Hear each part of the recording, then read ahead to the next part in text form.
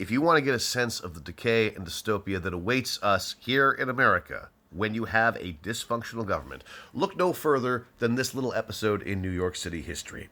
On December 15th, 1973, a section of the West Side Highway collapsed. There was a truck carrying 60,000 pounds of asphalt, and that was too much weight for the highway because it wasn't structurally sound for such reality. The truck and a sedan fell through the hole, and thankfully nobody was killed, but it did cause the highway to be inoperable for quite a number of years. The city couldn't come up with the money to immediately remedy the problem. Kids in the neighborhood played around the highway, and there were a number of deaths because they fell through the fucking cracks. It was completely unsafe and allowed to stand up until about 1977 when they started demolishing the West Side Highway. Now, the reason why the elevated West Side Highway was demolished was because it took so long for them to do something about this. So long that the structure above was allowed to deteriorate over the course of many years, being completely unusable. This was the great fucking highway that was a model for Boston. You may recall the collapse of the Francis Scott Key Bridge in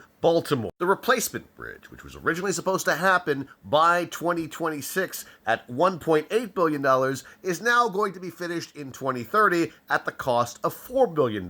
What happens if Trump and his cronies decide to cut the fucking funds for this necessary bridge in the Baltimore region? And why was the original estimate for this bridge inaccurate? The cost has doubled, the timetable has doubled. America is theoretically supposed to be a civilized country, but a civilized nation is predicated on the ability to replace bridges when they collapse, to build bridges that are robust so that they do not collapse, to have infrastructure that is honest about the costs and the time that it takes to build said motherfucking bridges. Why is it that every other fucking country can rebuild their bridges much faster than we can? And why in the ever-living fuck is our country more crippled by cronyism, corruption, and underestimates and dishonesty? I'm a logistics man at heart, and I really wish we could live in a country in which there was a bipartisan agreement to fix bridges, repair bridges, build bridges, have a functioning infrastructure that will never, ever be fucking tampered with, no matter who the fuck is in power.